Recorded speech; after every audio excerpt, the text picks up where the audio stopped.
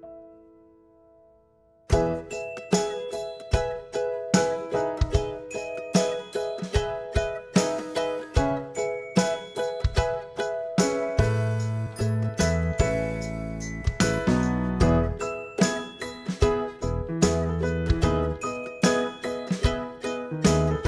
dia a todos e todas. E vamos começar a apresentação, tá? Então, Genevieve Viag, psiquiatra e psicanalista, desenvolveu ao longo dos anos um vasto, volumoso e complexo construto teórico clínico sobre o autismo, no qual a hipótese do eu corporal comparece como ideia basilar. Seu objetivo é mostrar como na criança autista as etapas de formação do eu corporal encontram-se alteradas e como a avaliação e o tratamento devem ser orientados por essas considerações. Bem, o texto está aí, só precisa abrir mais um pouco, né, Aninha? Uma concepção própria de eu corporal não aparece na obra de Ag, mas ela indica os textos freudianos, os 3 ensaios sobre a teoria da sexualidade e o eu e o isso como inspiradores de seu trabalho. No segundo, encontra-se a seguinte definição: o eu é, sobretudo, corporal. Não é apenas uma entidade superficial, mas ele mesmo é a projeção de uma superfície. Ou seja, o eu deriva, em última instância, das sensações corporais, principalmente daquelas oriundas da superfície do corpo. Pode ser visto assim como uma projeção mental da superfície do corpo, além de representar as superfícies do aparelho psíquico. Então, essa é uma definição de Freud, em 1923. Todo o trabalho de Ag parece fundamentado nessa... Oi? Alguém falou? Não, Silvia, acho que foi um microfone, viu? Mas já foi silenciado. Tá bom. Então, todo o trabalho de Ag parece fundamentado nessa definição freudiana, sem que a autora a modifique em algum ponto. O leitor é levado a essa conclusão pela leitura, necessariamente exaustiva, da sua obra.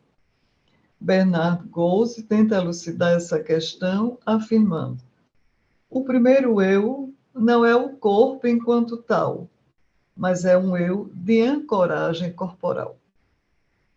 São inúmeros os artigos escritos por Ag, somente recentemente condensados no livro O Eu Corporal, Autismo e Desenvolvimento.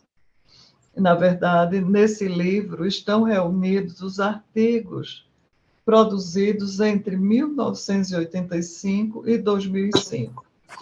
Então, espera-se, não é, que Genevieve Viag apresente, não é, nos próximos anos, um segundo volume.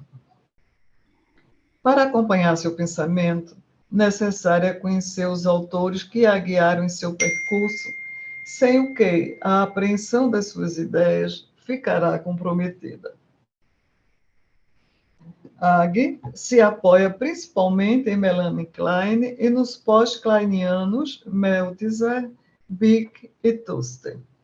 Aberta às novas teorias, ela adere aos achados de autores como Boulanger e de psicanalistas contemporâneos como Cleopatra Atanassiou e Suzanne Maiello.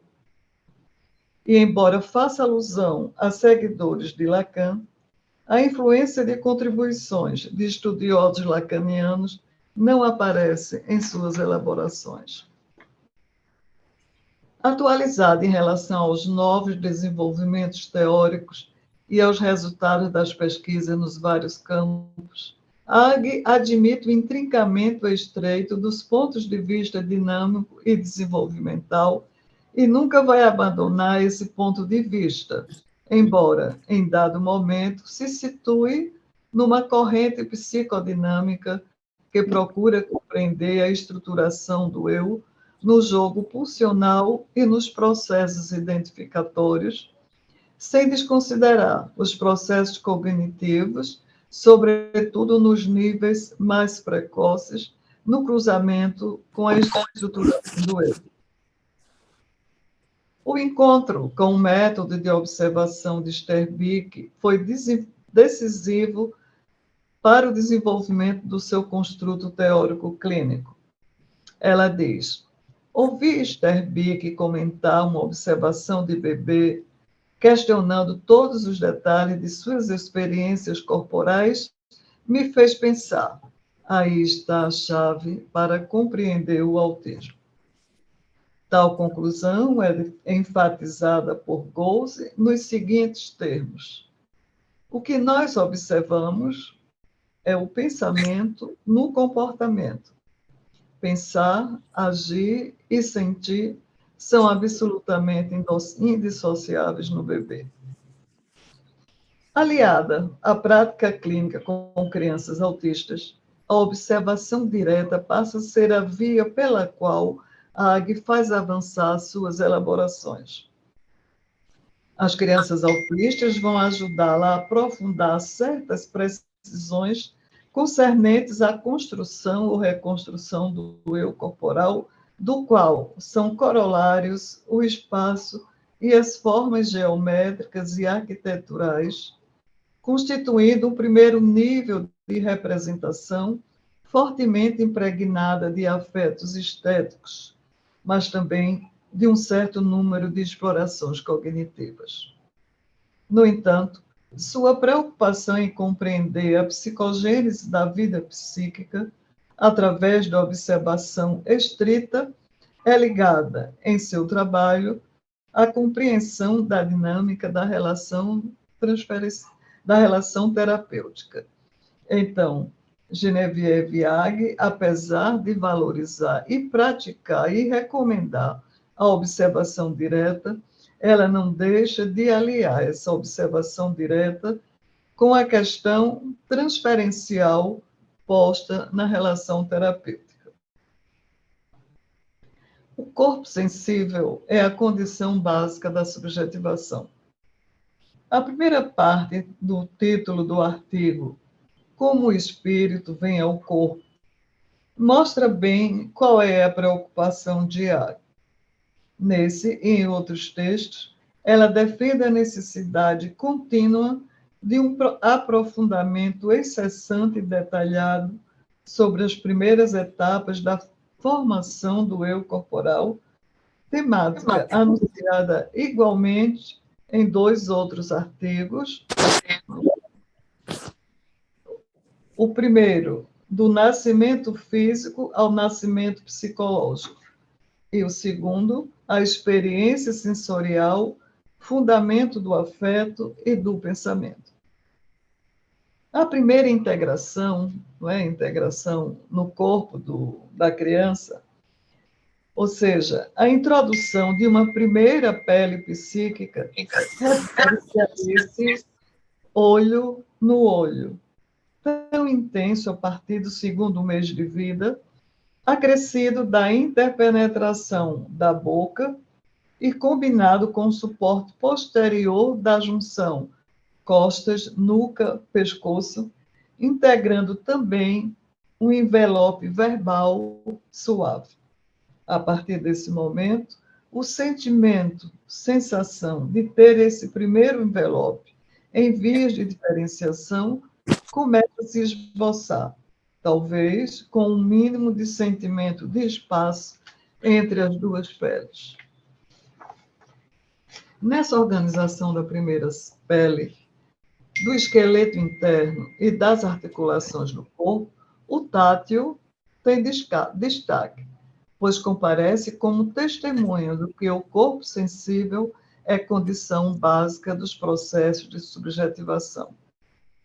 É do tátil que deve provir a suavidade necessária ao essencial trabalho de interpenetração. No contato com brinquedos de pelúcia ou com tecidos extremamente suaves, o bebê aprende a doçura do tátil, que se transforma, posteriormente, em sentimento de ternura. A suavidade do tátil se junta à musicalidade da voz. Esta experiência parece criar a percepção de um envelope circular que ilustra a teoria do vai e vem de projeções e reintrojeções. A formação desse envelope circular parece ser acompanhado da percepção das formas circulares e esféricas do ambiente. Com a noção de estrutura rítmica do primeiro componente, Ag revela a importância desses movimentos de vai e vem, tanto da interpenetração dos olhares mãe-bebê, quanto do bico do peito na boca durante o aleitamento, como garantia de um ritmo fundamental para a estruturação psíquica. O nascimento psicológico, não é uma expressão da própria Ag, é um fenômeno que se observa entre 4 e 5 meses, quando o bebê começa a vivenciar um sentimento de separação corporal da mãe, o que exige uma interiorização anterior de não separação. Para alcançar uma unidade psíquica, o bebê precisa ter consciência da separação física do corpo da mãe, e essa consciência se dá a partir da experiência tátil. A partir de então, começa a se esboçar um espaço entre duas peles, realizando-se uma separação psíquica. Desse modo, a substância psíquica forma-se a partir da passagem do bebê por uma série de experiências com seu próprio corpo. Desarmonias e descompassos nessas experiências podem ser observadas em crianças autistas. Ao mesmo tempo, a evolução do tratamento da criança autista oferece a oportunidade de observar o desabrochar do psiquismo, à medida em que saem do seu encapsulamento no acompanhamento transferencial. As crianças autistas revelam um primeiro esboço de eu, o que pode ser observado na série de aspectos corporais ilustrativos do complexo nascimento psicológico. As duas metades do corpo, não é? É outra ideia, não é? Esboçada por Genevieve Ag. Em Ag, a indagação sobre a gênese da psique ou psique e sua fonte sensorial orienta a busca de respostas que podem ser transportadas da e para a clínica do autismo.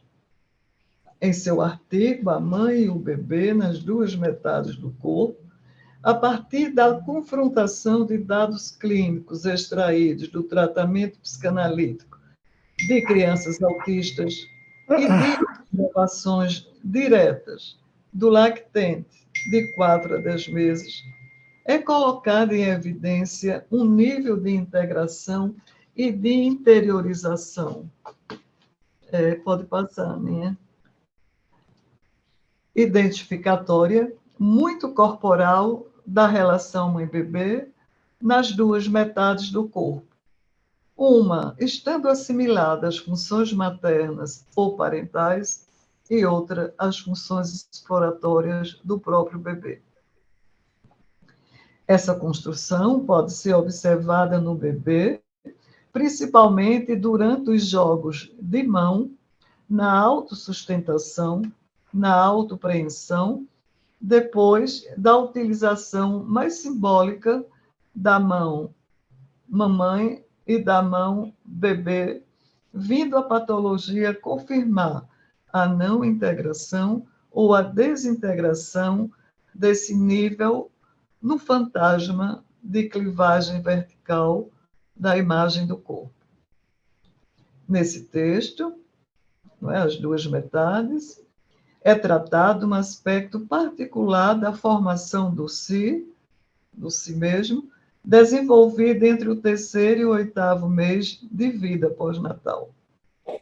Certos quadros de autismo ou de estruturas mais complexas, ou ainda de fenômenos de despersonalização encontrados em adultos, têm a ver, de acordo com Ike, com o fantasma de soldadura ou não das duas metades do corpo em torno do eixo sagital e com o sentimento de pertinência, bem próprio ou não, de uma metade do corpo.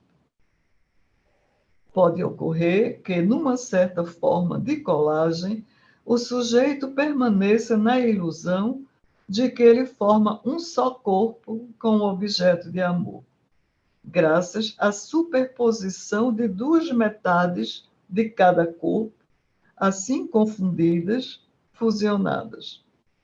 Um exemplo dessa forma bastante frequente de identificação projetiva é encontrado em algumas crianças autistas quando elas pegam na mão do adulto para fazer alguma coisa, não é? Para fazer, para pedir, etc.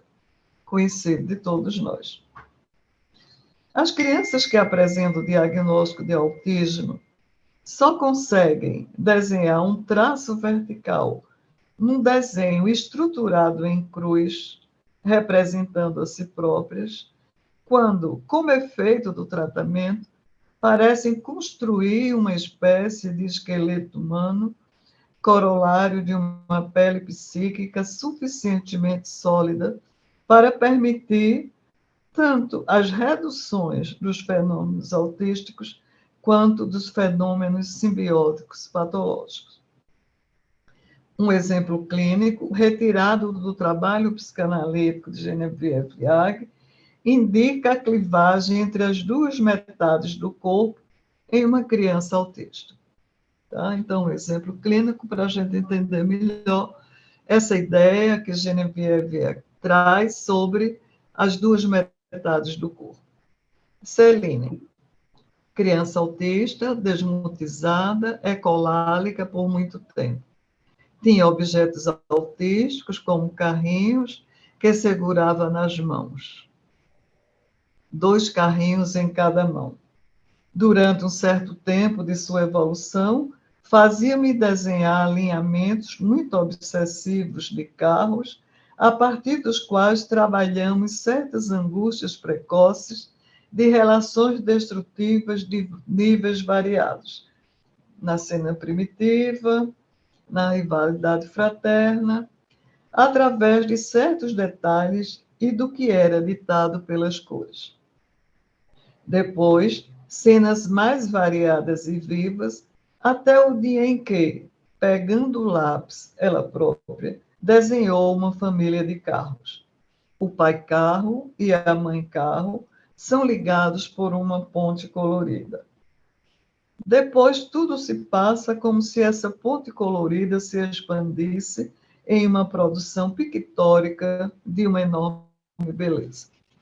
Entretanto, nesse intervalo veio a puberdade, assim como rupturas de relações externas prejudiciais.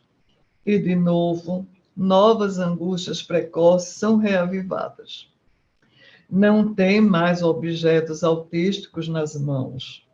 Pouco tempo depois desse abandono total, cada vez mais frequentemente se tornou imobilizada. No meio dos espaços, os 2 pés e as 2 mãos bem coladas, olhos fixados nas pontas dos seus pés e de suas mãos em perspectiva. Pergunto-me se uma imperícia de minha parte no tratamento não precipitara esse fenômeno. Ela fazia, então, nas sessões, o que chamava de vitrais.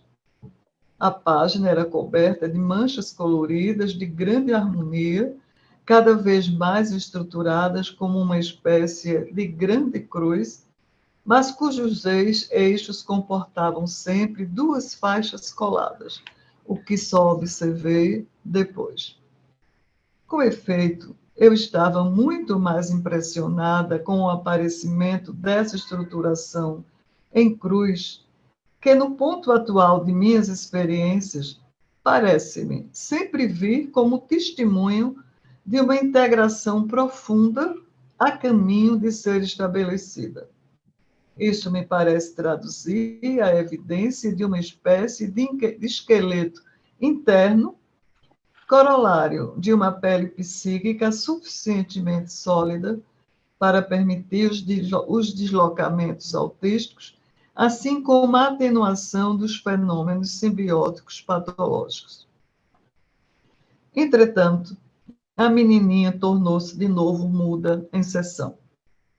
Somente a qualidade de seu olhar, cada vez mais estabelecendo uma troca, no início e no fim das sessões, confirmava minha esperança de uma mudança profunda em vias de se estabelecer.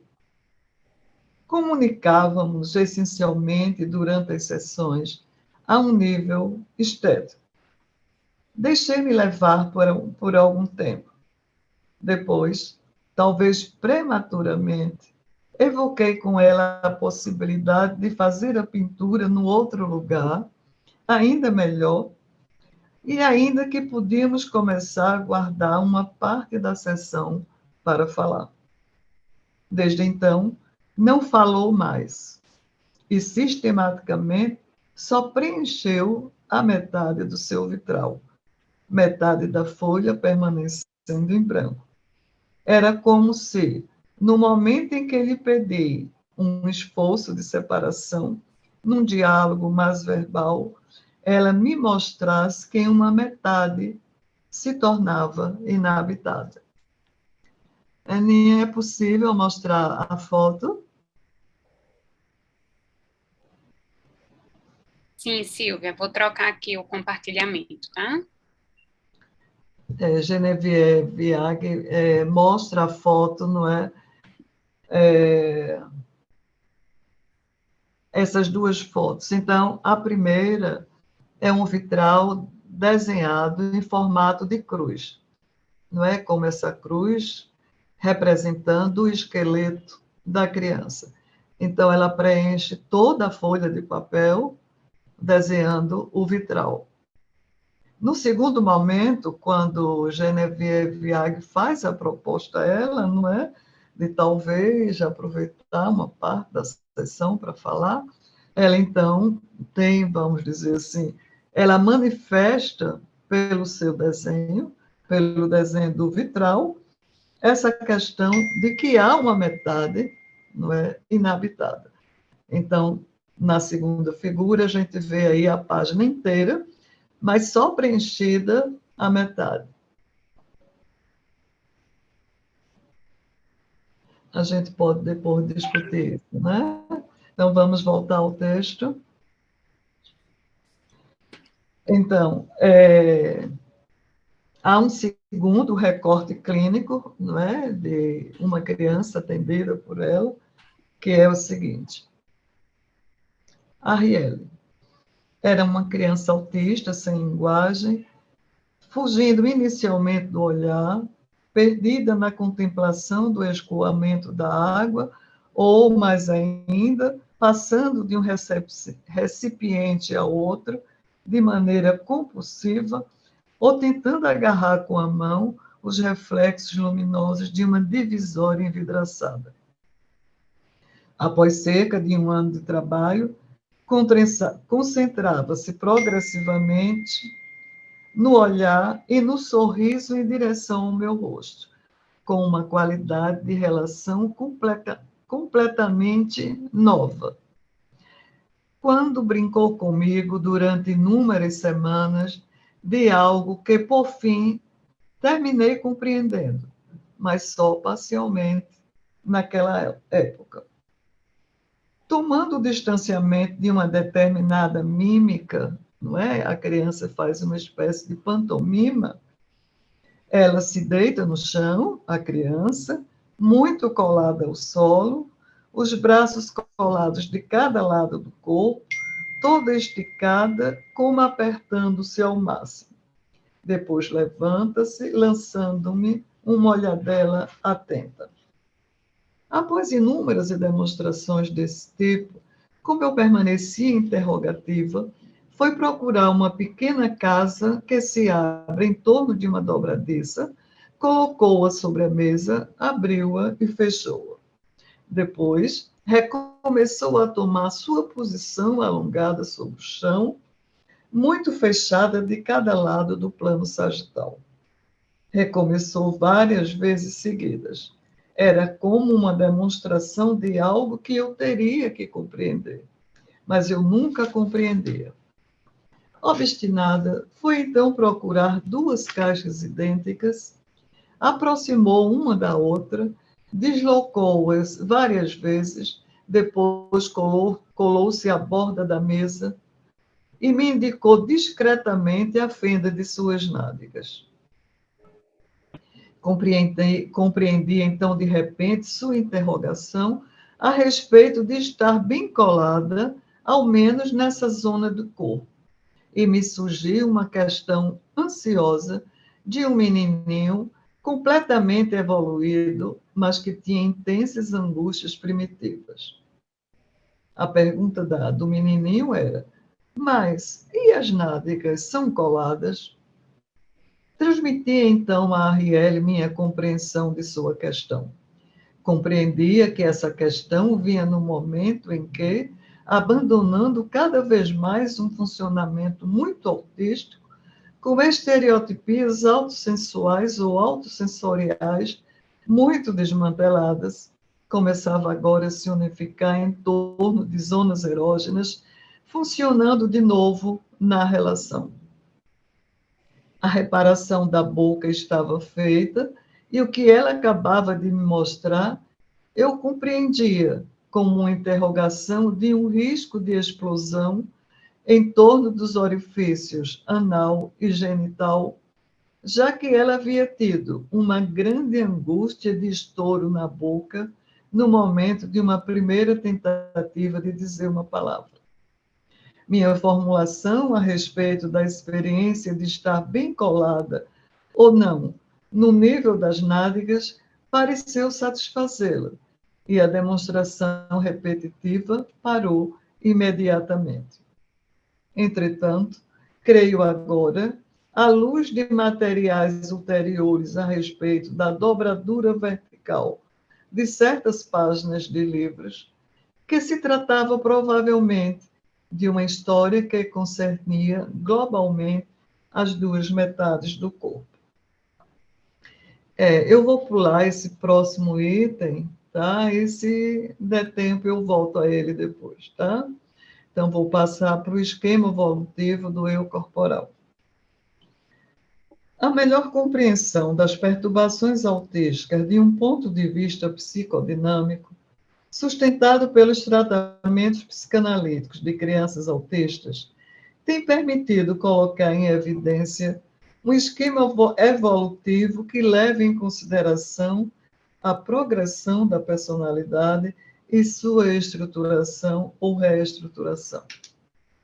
Esse esquema, em torno das grandes etapas da formação do eu corporal, que as manifestações das crianças em tratamento ajudam a melhor observar. Na escala de observação clínica das etapas evolutivas do autismo infantil tratado, é uma escala construída por Genevieve Ag e uma equipe de pesquisadores.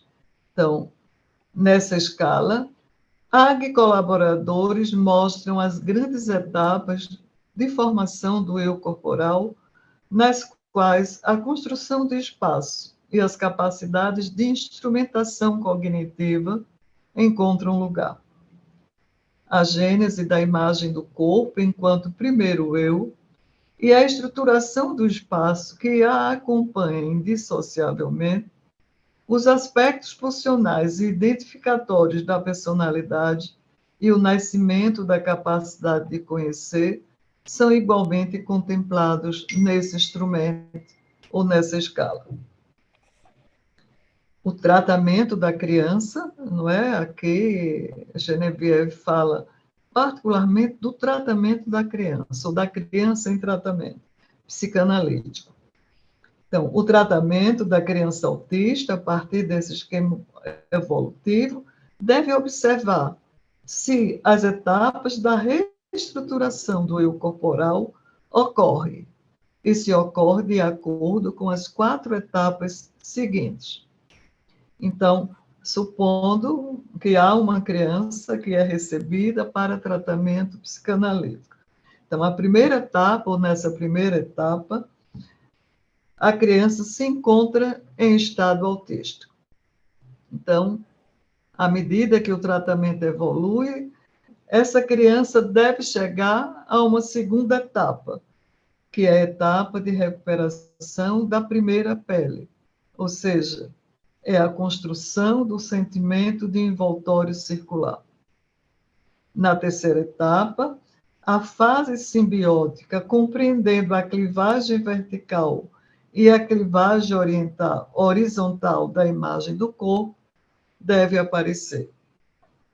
E na quarta etapa, a fase de individuação, separação como corpo total, deve ser vivida pela criança. Então, em suma, o tratamento de uma criança autista, ela deve compreender, não é, essa sucessão de fases.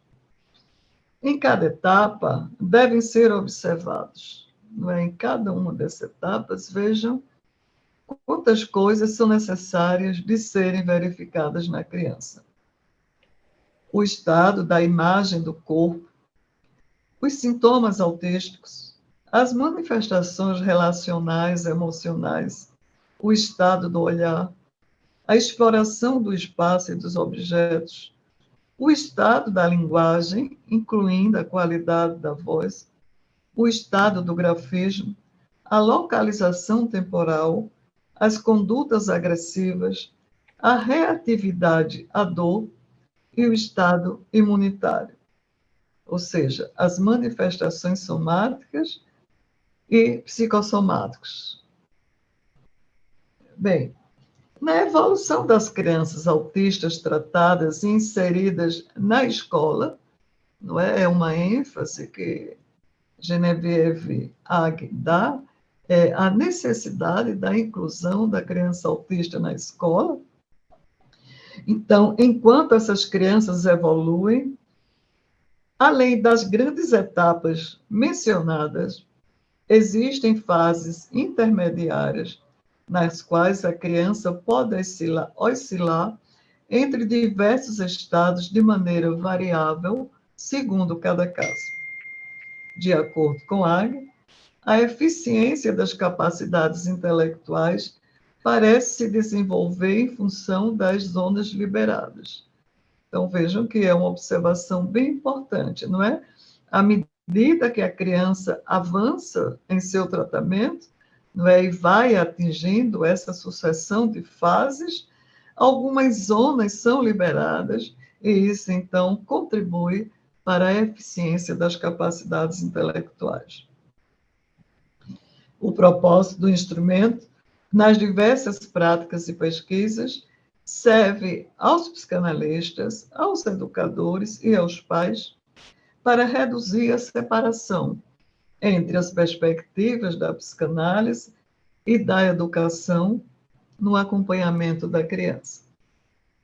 Então, por fim, apenas uma observação, não é?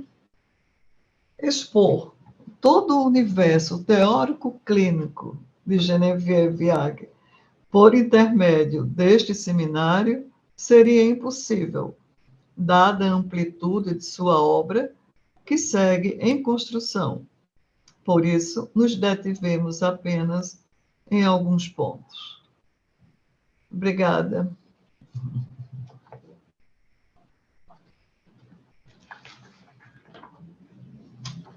Obrigada, Silvia. Vamos dar a palavra a Bruno e depois a gente faz os comentários todos ao final, certo? Bom dia, gente.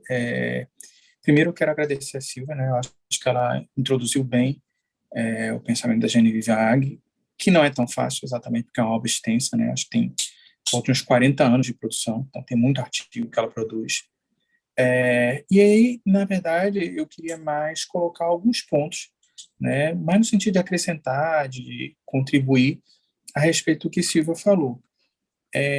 Ana, você podia compartilhar aquela primeira imagem que tem um desenho, por favor?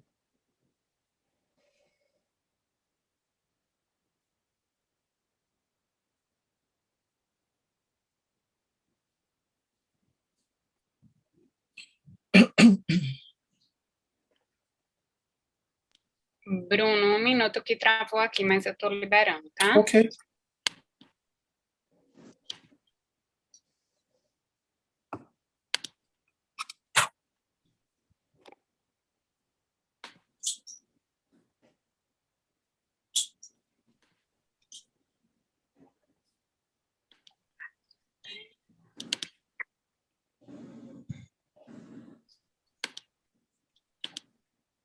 Pronto. Pronto, essa imagem mesmo. Eu queria trazer isso para vocês, que é uma imagem recorrente, né, nos textos da Genevieve Ag. Ela traz isso a partir de um caso clínico de uma criança que ela atendeu, que ela chamou de Bruno, né, e que esse menino fez um desenho parecido com esse durante a sessão, e ela acredita que se aproximava bastante do que ela já pensava na época a respeito dessa constituição do eu corporal, né, esse eu corporal muitas vezes associado à ideia de imagem do corpo. Mas essa figura, ela ilustra muito esse movimento de ritmicidade, né? Como o Silvio havia falado, que é alguma coisa que vai e retorna. E ela fala isso em relação ao olhar, em relação à própria alimentação do bebê, quer na mama da mãe ou numa mamadeira, essa frequência, a repetição de alguma coisa que vai para fora e que retorna e que aos poucos vai ajudando a construir, né, esse corpo, né, e construir particularmente aquilo que ela chama de pele, né, que não se confunde exatamente com a pele enquanto órgão, né, que recobre o nosso corpo.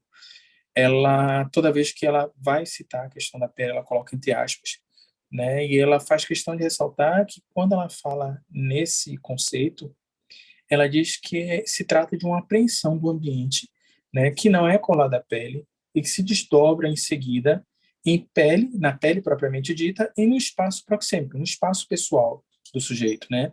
Aquele espaço que, se alguém vai além desse limite, você se sente invadido, né? Então, essa constituição da pele tem muito essa noção de uma apreensão não anatômica, né, do corpo, mas uma apreensão psíquica mesmo, né, do sujeito mais o espaço, mais seu espaço pessoal, né. Então ela fala dessa questão exatamente que é, é, essa formação da pele, essa formação do eu corporal, ela se dá através da sensorialidade, né, como o Silvio falou, né, do tato, da questão sinestésica, né, do movimento do bebê, né, do olhar, né, e dessa formação do que ela chama de circuitos ou ciclos, né.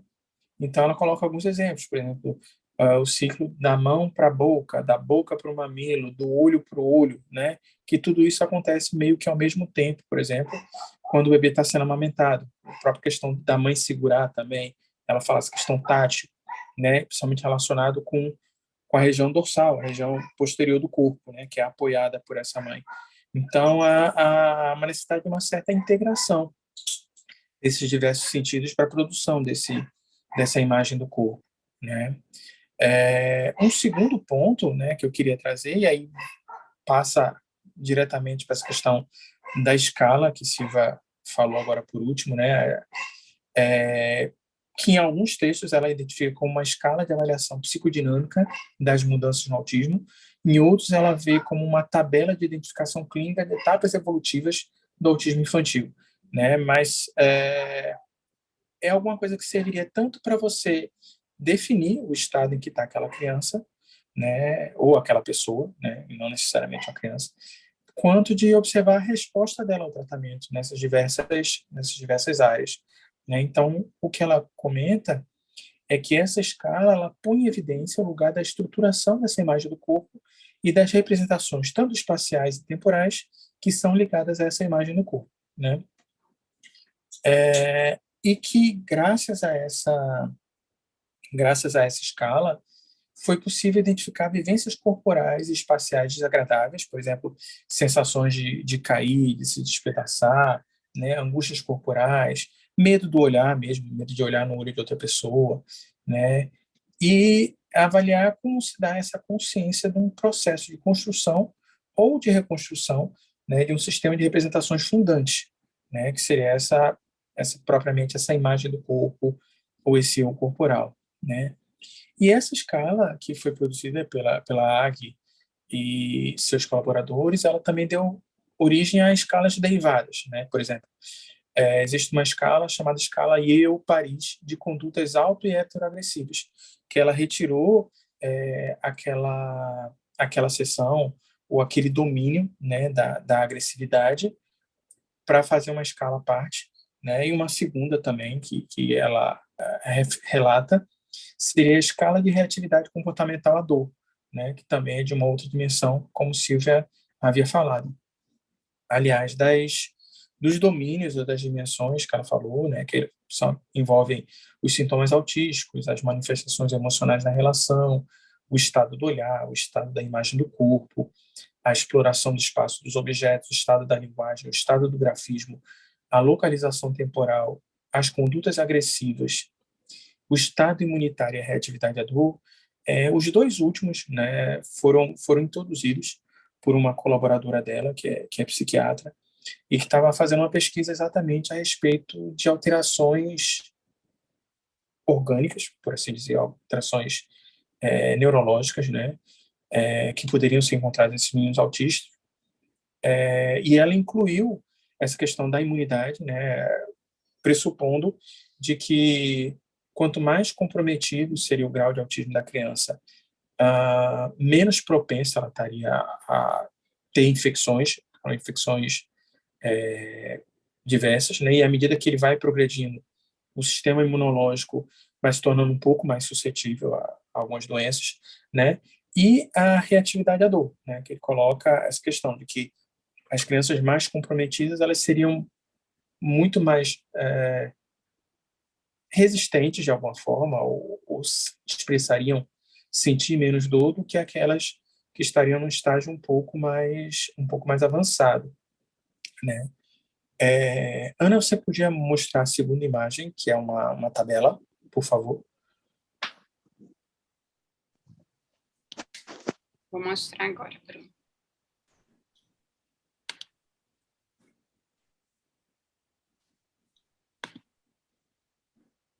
Bruno, a segunda não é uma tabela. A tabela Então, é a outra. Pronto, então pode ser. Tabela? Deve ter ido fora de ordem. Pronto. Essa tabela eu coloquei para vocês visualizarem. Será que dá para aumentar um pouquinho? Deixa eu achar ela aqui, porque é tanta coisa que está aberta que eu estou meio perdida. Dá sim. Pronto. Essa tabela ela foi feita a partir daquelas etapas de desenvolvimento do Tá eu, bom? né? Tá bom.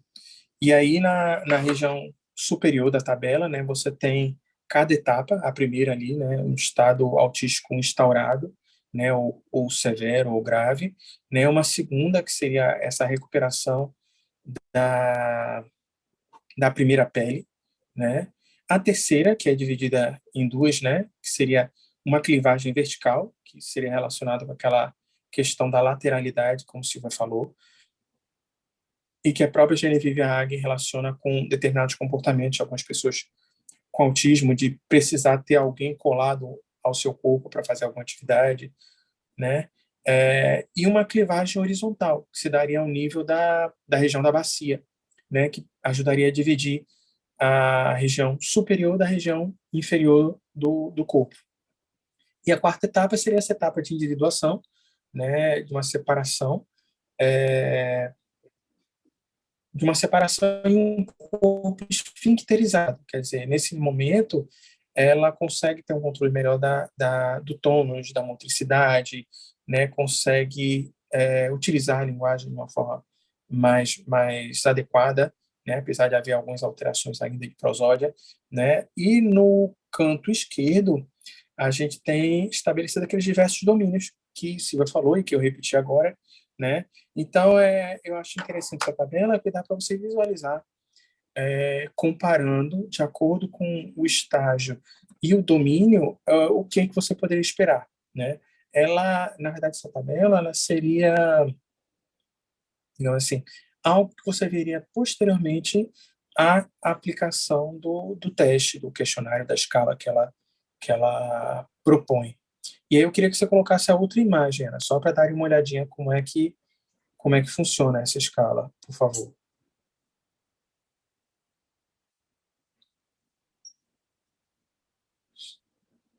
Pronto.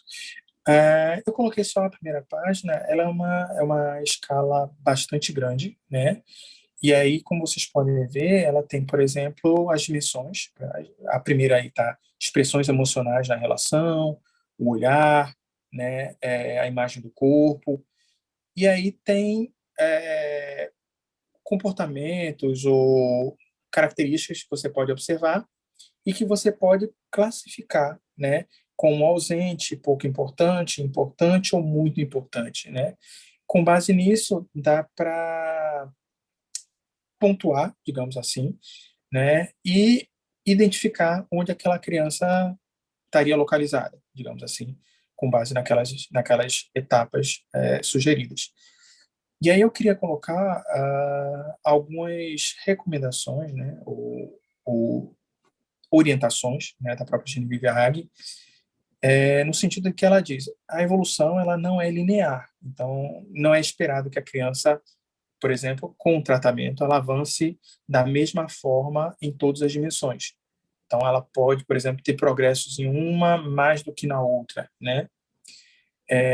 E é isso que ela comenta quando ela diz que é preciso levar em conta certas clivagens entre as funções, né? Que elas não avançam em bloco, né? Mas que pode haver diferenças ou quebras aí.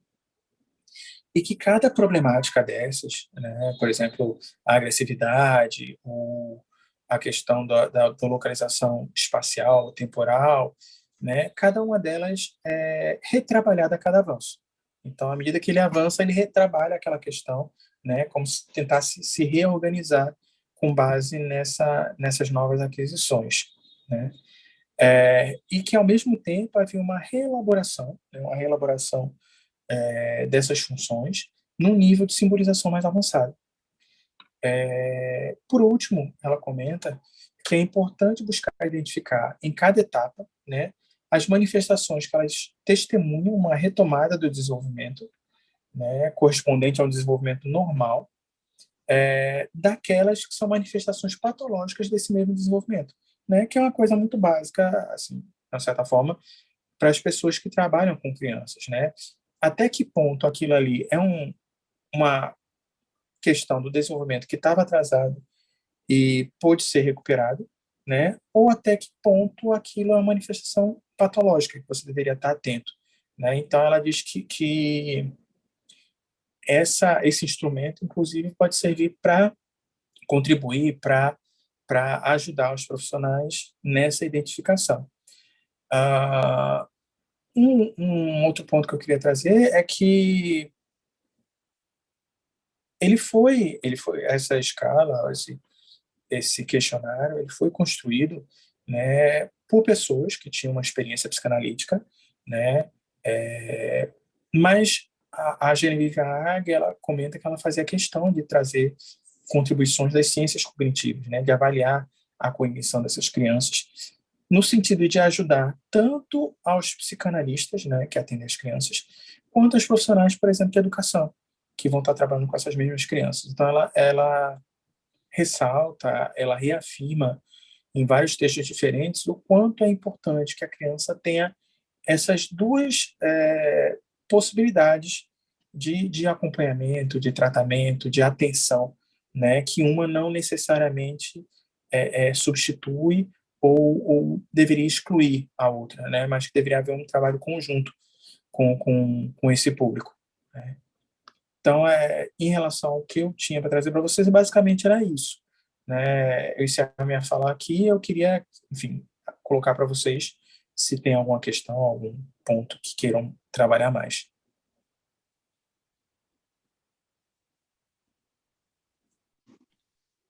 Obrigada, Bruno. Vamos abrir agora para as questões, para as perguntas, né? Para as contribuições.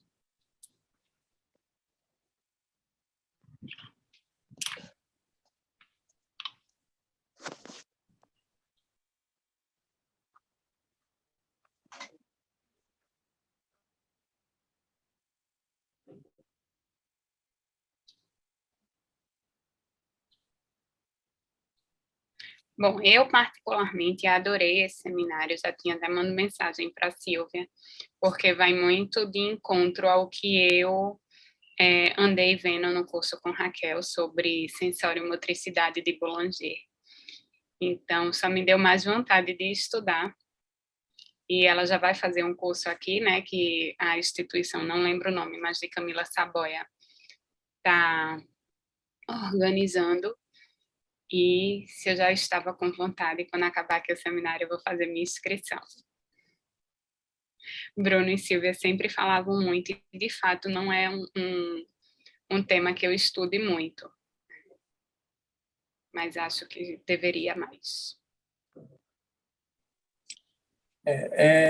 Para mim também foi, de alguma forma, uma surpresa, né? Não tem muito material dela disponível em português, então a gente acabou tendo que recorrer ao texto francês para traduzir e refletir sobre os textos, mas ela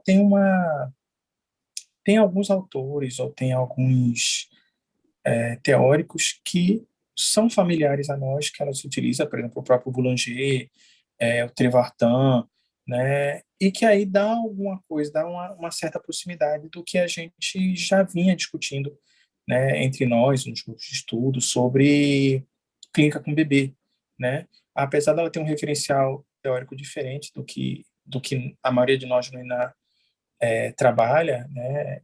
A gente trabalha muito mais com autores lacanianos, ela trabalha com autores kleinianos, mas eu acho que, de alguma forma, as reflexões dela levam a se aproximar daquilo que a gente já vinha. Eu, por exemplo, estudando essa questão da escala que ela propõe, eu estava me lembrando o tempo todo do Preot, né? Porque eu acho de uma perspectiva muito próxima, assim, de avaliar. Ela, inclusive, falava que, na época que construiu, foi na década de 90, e aí não tinha muitos instrumentos que avaliassem bebês com menos de 2 anos e meio, então ela se propunha a fazer isso. Então, acho que tem alguma coisa que é muito propícia, né, para o diálogo com os autores que a gente já vinha estudando. Tu sabe que a gente vai conversar mais sobre a escala Preot e ele, né? Tu sabe que isso vai dar pano para manga.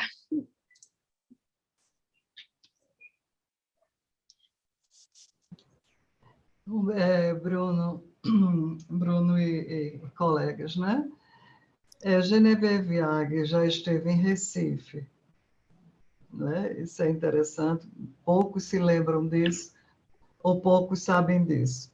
Mas ela esteve aqui em Recife em outubro de 1994, participando do 4º encontro de prevenção e tratamento dos distúrbios precoces, distúrbios psíquicos precoces.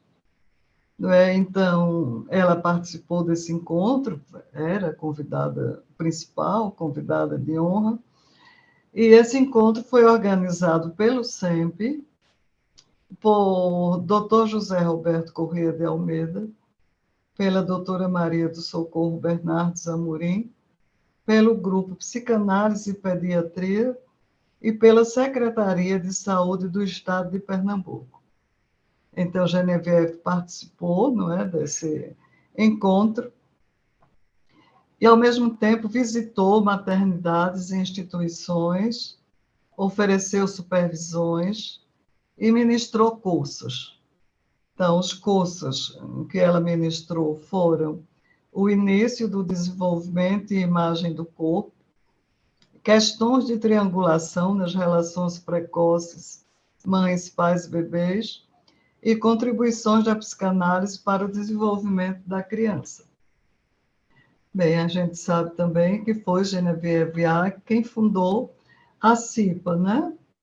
Que é uma coordenação de trabalhos, de estudos em torno do autismo, não é? Que não contempla apenas crianças, mas pessoas autistas de modo geral. Então, depois que ela esteve em Recife, não é? Houve, vamos dizer, uma espécie de grande interesse pela obra dela, mas isso foi, vamos dizer, se reduzindo aos poucos.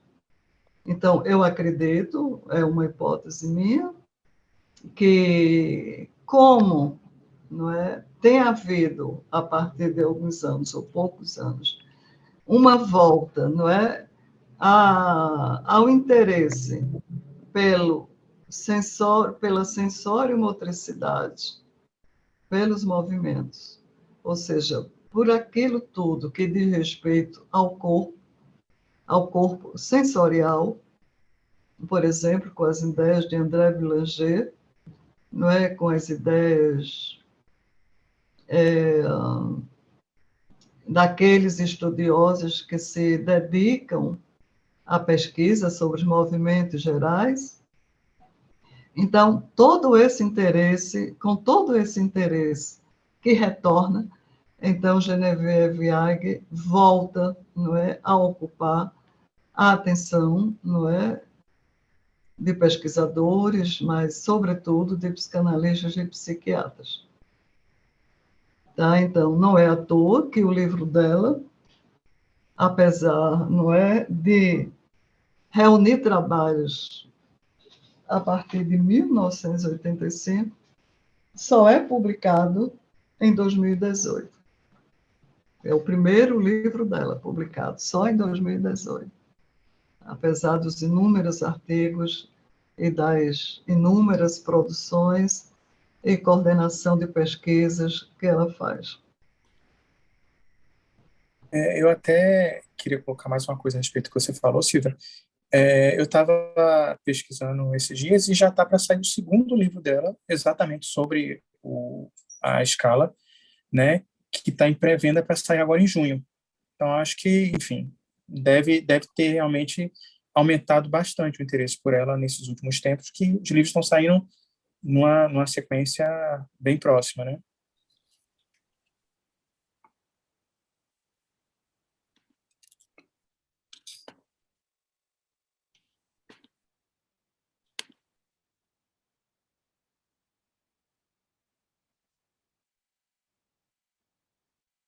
Oi, Ok, Bruno. Bruno, sou eu. Bruno, eu gostaria, você mostrou o primeiro esquema que você mostrou, aquelas laçadas, né? Como se na organização de um leque. Tá? Eu nunca consegui entender aquele negócio. Eu não sei se é a hora, se é o lugar, para você repetir alguma coisa sobre aquilo que foi dito. Mas eu ainda não consegui entender aquilo dali, sabe? Agora, por exemplo, tem coisas que ela fala, aí isso está no texto de Silvia, agir, pensar e sentir são absolutamente indissociáveis. Se ela foi a primeira pessoa que disse isso, não sei, mas que isso aí é totalmente verdade, até porque isso daí volta com força total na questão dos movimentos gerais, não é? Volta a... Eu não sei se há pensamento naquela fase de até 5 meses, mas existe toda uma coordenação nesse sentido de que os movimentos exprimem qualquer coisa que vão lá dentro da cabeça, não é? Porque, inclusive, a primeira utilização daquela questão dos movimentos gerais, a observação dos movimentos gerais foi para foi dentro de um contexto de paralisia cerebral. Veja só, então eu acho que a coisa tem tudo a ver, né? Eles eram tão precisos, esses movimentos, nos resultados e diagnósticos dele, tanto quanto as questões dos testes de imagem. Então, é muito importante isso, né? A questão do sensório motor, tudo isso eu acho que está dentro dessa agir, pensar e sentir, são absolutamente indissociáveis. Mas, se você puder, uma coisa que eu aproveito muito de Genevieve Agui, o referencial teórico dela é lacaniano, é pós-lacaniano, é pós-kleiniano, e eu não tenho muita familiaridade, aliás, muito pouca com isso daí, com essa turma, né? Mas uma coisa que eu aproveito do trabalho de Genevieve Agui na clínica é a questão daquele apoio dorsal. Aquilo dali é de uma importância tão grande quando você está na clínica com autistas ou com crianças pequenas, não é? Ter alguém que esteja participando da sessão, por exemplo, pai ou mãe, e que, para atrair melhor, para equilibrar melhor a criança, ao invés dela estar solta em cima de um tatame, o melhor é que pai ou mãe, né, ou um outro responsável, possa apoiá-la, as costas dessa criança, no seu próprio peito, né? Sentada no chão, as pernas um pouco afastadas e essa criança sentada no meio, e isso daí dá um equilíbrio para a criança enorme, inclusive para você conseguir um melhor entrosamento e contato com essa criança, tanto no plano visual quanto da atenção. Isso daí da obra dela eu aproveito muito. Então, mas que eu saiba grande coisa da obra dela também não. Veja só, aí aquela história aquelas laçadas, aquilo dali, se for o caso agora, me fala mais um pouquinho desse esquema dessa laçada, porque isso em quase todo artigo dela tem isso daí. E eu digo, meu Deus do céu, eu não consigo decifrar isso daí. Tem alguma coisa de prático da clínica que mostre esse esquema? Porque eu só consigo entender melhor quando tem alguma coisa de prático, de clínico. Que ela esse esquema ele representa exatamente essa constituição do eu corporal, né? Então, ele envolve atividades que têm uma certa ritmicidade, tem uma repetição, né? Por exemplo, o processo da criança ser amamentada. Então, ela comenta que na amamentação você tem como se fossem vários laços desses funcionando ao mesmo tempo. Você teria um movimento do bebê em relação ao mamilo da mãe, né? Que ele puxa e solta, puxa e solta, puxa e solta, né? E aí, cada movimento desse seria meio que um laço desse sentido, né? Ao mesmo tempo, ela está olhando para a mãe, né? Então, ela olha, a mãe retorna a olhar, ela olha de novo, então fica esse movimento. E, por outro lado, tem essa questão do apoio nas costas, né? Do apoio dorsal, né? Enquanto ela está amamentando, a mãe está segurando por baixo, né? E esse apoio também permite uma estimulação tátil, né? Então, que em determinados momentos é mais forte, pode relaxar um pouco. Então, como se a partir dessas repetições fosse constituindo essa pele, né? E, como ela coloca, não é uma coisa, digamos assim, que se cola à pele do nosso corpo, mas alguma coisa que vai um pouco além disso, né? Que aí envolve a questão do espaço pessoal, dessa região mais próxima de nós, que a gente também considera psiquicamente um pouco nosso, né? Agora, como você falou, as referências dela também, eu acho que contribuem muito para esse pensamento, para esse raciocínio, né?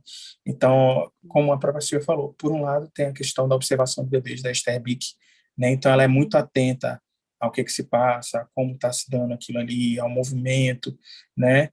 E, por outro lado, os outros dois autores com quem ela dialoga o tempo todo são a Frances Tush e o Donald Meltzer, né, que também foram autores que se debruçaram sobre autismo, autores de alguma forma clássicos, Sim, né, e ela está o sim. tempo todo falando deles e trabalhando o que eles trouxeram e tudo, né? Tem alguns outros autores que ela até traz, cita menos, por exemplo, André Green, o Bion, o Winnicott, mas o básico é ela dialogando com o Birk, com Tush e com Meltzer. Então, assim, o grosso está nesse diálogo entre eles, né?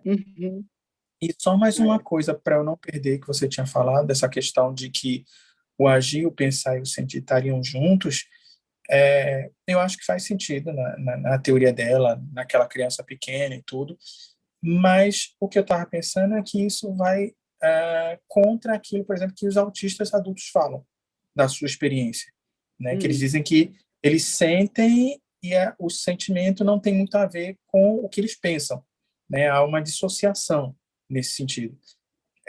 Não cheguei a ler nenhum texto em que ela abordasse isso, né? Um dos textos, inclusive, ela comenta o livro da Donna Williams e tudo, mas eu acho que esse ponto, essa divisão entre afeto e inteligência ou cognição, eu acho que é alguma coisa que seria interessante ver como ela trabalha a partir da teoria dela. Não sei se Silvia queria colocar mais alguma coisa também. Aqui, antes de Silvia, eu gostaria de dizer, aquele livro de Donna Williams, ele tem um título engraçado em português, mas em francês ele é bem expressivo, Si on me touche, je n'existe plus. Se alguém me toca, se me tocam, eu não existo, eu paro de existir. É o título em francês. É engraçado, né? Então, agir, pensar e sentir, né? Mesmo que seja esse sentir que desconecta, que faz a pessoa se desvincular, né? Não seria o caso também, não? Eu estou pensando no sentido positivo da sensório-motricidade, agir, pensar e sentir. Isso daí eu acho que vai bem nesse sentido, de que a questão da sensório-motricidade ela ajuda a pensar também. O bebê vai se descobrindo, vai associando coisa com coisa e vai sentindo. Agora, na questão dos autistas que você traz, eu acho interessante isso daí também, porque, no sentido positivo, agir, pensar e sentir, tudo bem. Mas, no caso da autista Donna Williams, ela diz, se alguém me toca, eu não existo mais. Quer dizer, no sentido negativo, ela se sente não existir mais, mas é um sentimento, só que caótico. Só que caótico. Eu acho o título em francês da obra muito mais expressivo do que em português. Em português eu já até esqueci o nome, não sei mais não como é. Entendeu, Bruno? Mas olha, obrigada por essa questão. A resposta a essa questão, porque esses laços também são naquele sentido de que eu me colo, mas é a oportunidade de me descolar também, de formar o meu próprio corpo. Eu vejo também nessa laçada aqui essa questão da construção do próprio corpo. Eu toco, mas eu posso estar mais afastado, eu volto, e nesse vai e vem eu vou me constituindo como um corpo. Talvez essa laçada diga isso também.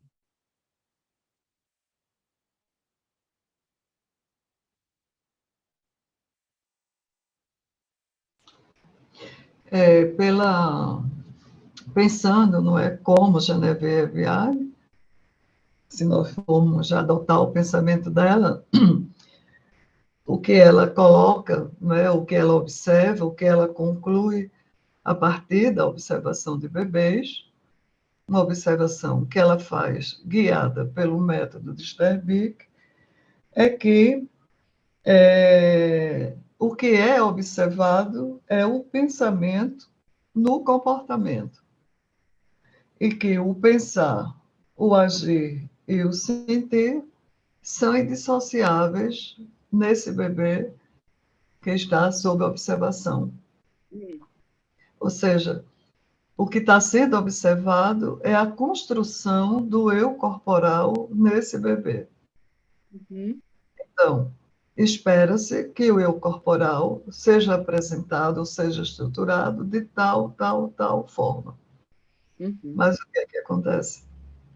O que acontece justamente é que na criança autista, o eu corporal não é estruturado como esperado, não é? Então, isso que é indissociável no bebê típico se dissocia, fica em desarmonia, não há sincronia entre o pensar, o agir e o sentir. E o que ela vai então propor é que isso seja restaurado durante o tratamento. Não é aquilo que não se estruturou como esperado, ou aquilo que se estruturou de forma inapropriada, que haja uma estruturação ou uma reestruturação. Então, Dona Williams, não é? Ela, se a gente se guiar pela tese de Genevieve, é alguém cujo eu corporal não seguiu em sua estruturação, não se organizou de acordo com isso que Genevieve Viag chama de as etapas de formação do eu corporal.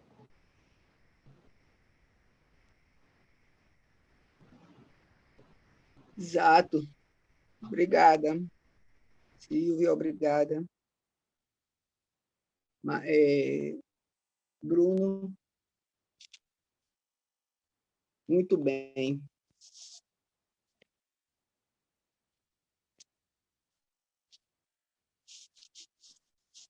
Obrigada, Maquiné. Mais alguém que gostaria de poder falar, me perguntar, contribuir?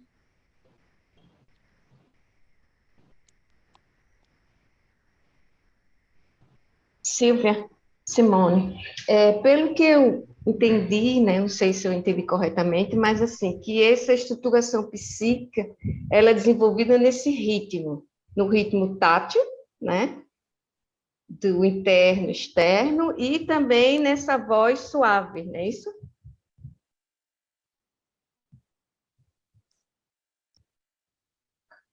Sim, Simone. Uhum.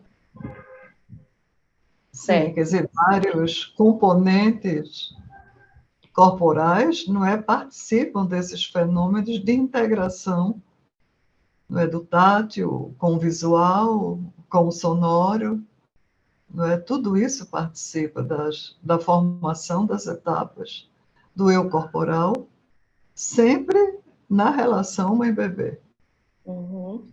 construída na relação. Tá, Mas, então vamos pensar no autista, né? Então o analista ele teria que também, de certo modo, vamos pensar, também criar um espaço para isso, né? Na relação com a criança, sim, para que haja aí uma nova, não sei, reestruturação, sim, né? Uhum. Através da observação também, da sonoridade da voz também, do reconhecimento, né? Que ele vai ter na relação com o analista, não é isso? isso, Uhum, com aqueles dois recortes clínicos que ela apresenta, né? uhum,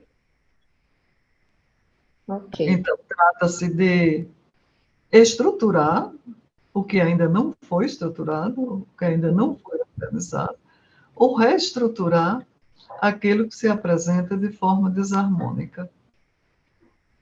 Uhum. E Eu assim, acho a transferência que seria fundamental, né, nesse aspecto, né? Porque aí a gente ficaria nesse lugar, né, transferencial isso. com o Ela chama paciente. atenção para isso, não é que a relação Uhum, diferencial é essencial. Então, termina que a proposta dela é bastante desafiadora, né? Uhum. E, ao mesmo tempo que ela recomenda a observação direta, não é? Ela não abre mão disso, inclusive ela cita Freud, não é? As recomendações de Freud sobre a necessidade da observação direta, Uhum. embora a gente possa, vamos dizer, pensar que essa recomendação de Freud, ela tem um limite, ela não é absoluta, não é? Porque o próprio Freud vai dizer, se nós nos guiarmos apenas pela observação direta, eu não precisaria ter escrito os 3 ensaios sobre a teoria da sexualidade. Não é? Mas, de todo modo, o desafio de Genevieve Agee é o de conciliar a observação direta, não é, com a avaliação e o tratamento da criança dentro de um contexto transferencial. Então, não se trata apenas da observação direta pela observação direta. Isso tem que ser, vamos dizer, deve estar circunscrito a uma situação transferencial.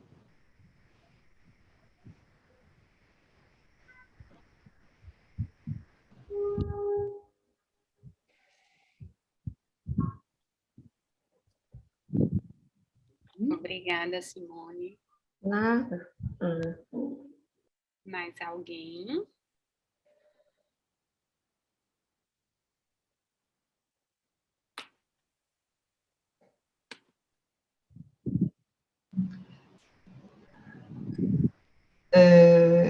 Luísa queria falar sobre a entrevista com Genevieve Agee. Luísa Bradley, Está aí, está Luísa? presente?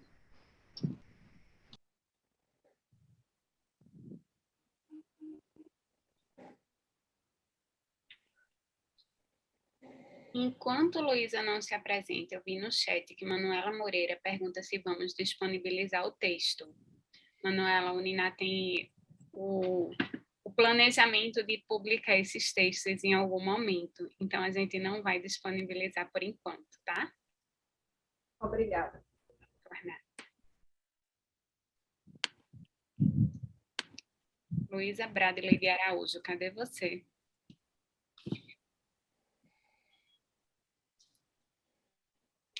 Acho que ela não está por perto, Silvia. Na verdade, Silvia, eu acho que ela quis dizer que a gente leu, né, na turma, o texto, até para a gente ficar familiarizado com os conceitos, né, da autora. Na questão o texto que a gente leu fala muito da clivagem, né, horizontal, vertical, né, e a gente lê um pouco, né, para poder, porque assim, nem todo mundo é familiarizado com a teoria, né, de Melanie Klein e tudo mais, né, então são conceitos mais específicos da teoria dela, né, então como a única pessoa que fala mais na nossa pós sobre Genevieve Agee e Melanie Klein é Cacau, né, porque a maioria é lacaniana, né, então ela propôs que a gente lesse junto. Eu acho que foi nesse sentido que ela colocou para você que a gente leu. Acho que ela não queria, pelo menos penso eu, que ela não queria falar nada assim específico, né? Só comentar que a gente lê um pouco para não chegar tão verde aqui na sua fala, né? No do Bruno, né? Mas foi muito boa a contribuição de vocês. Obrigada.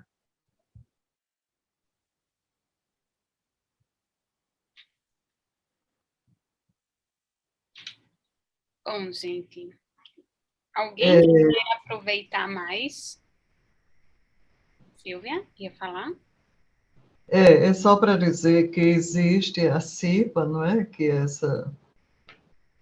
não sei se Maquiné lembra do nome, o que é que significa CIPA exatamente. Coordenação Internacional de dos psicanalistas terapeutas, que se psicanalistas. ocupam de pessoas com autismo.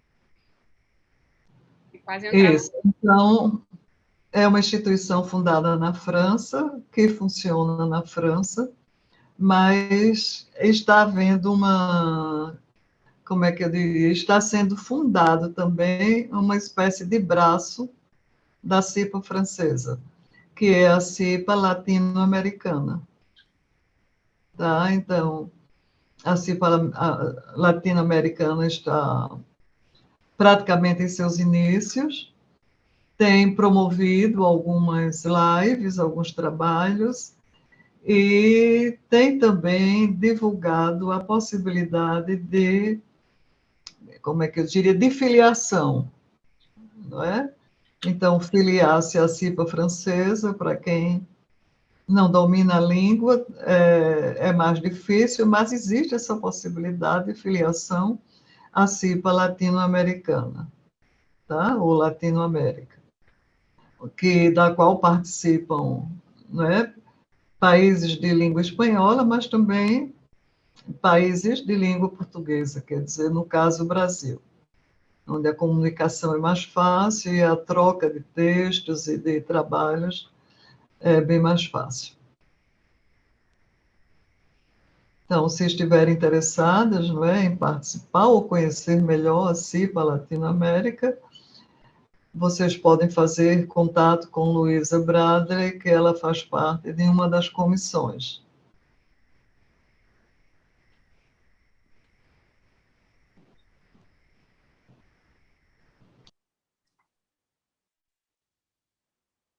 Obrigado, Silvia. Eu vi que Luísa está aí com Augusto. Luísa, não está saindo o teu som.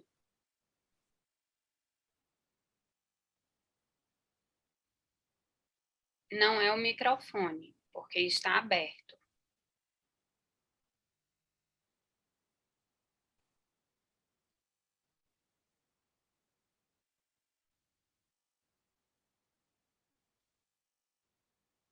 Bom, enquanto Luísa vai tentando entrar por outro dispositivo, eu vou compartilhar com vocês a tela do curso. Para quem tiver interesse, estão conseguindo ver? É o Lacer que vai oferecer o curso sobre o eu corporal no dia 21 de maio. Tá? A inscrição é feita nas próprias redes deles, ou no site, ou acho que Instagram e Facebook. Eu acho que o Instagram tem um link que direciona já para a inscrição. Bom, eu estarei lá, vamos nos encontrar, gente.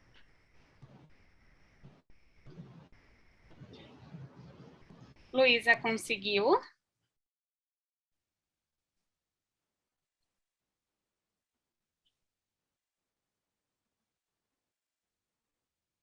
Está tentando entrar, certo.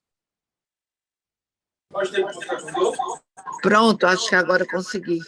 Pronto, pelo celular. Pelo telefone, porque eu não sei o que deu. Esse computador é assim, ele tem vontade própria. Quando ele cisma, ninguém pode. Ai, meu Deus. Gente, vê. Primeiro, agradeço demais o trabalho de Silvinha e de Bruno.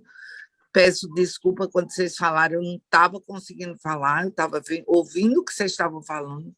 O que aconteceu é que eu peguei a entrevista de Genevieve Ag, como Simone falou, e pedi para o pessoal ler antes, o pessoal leu antes do trabalho de Silvinha para se familiarizar com a linguagem dela e saber um pouco mais sobre ela.